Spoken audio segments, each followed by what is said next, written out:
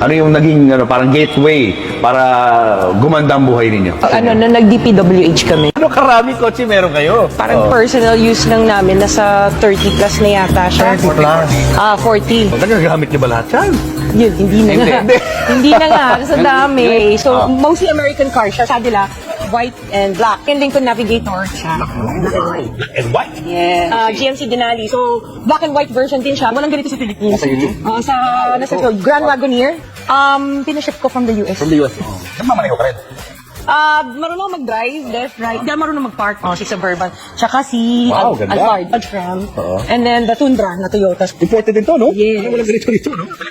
And then the Toyota Sequoia. This is the TRD Pro. So, more sports, tapos ito yung capstone, yung high-end niya. X5, tsaka yung F8 na Jaguar. Jaguar naman to. Yeah. Altera. Hindi na nag-reproduce to. So, Mercedes-Benz, GLS. One of the S-Class series ng Benz. And then the Volvo XC90. Ito yung gusto ko na, dati na unang bilhin. Nung nabili na namin siya, hindi ko na ginagamit. This is one of the most expensive purchases na kotse noon. Nabili namin. This is the autobiography Range Rover. Range Rover. The Evoque.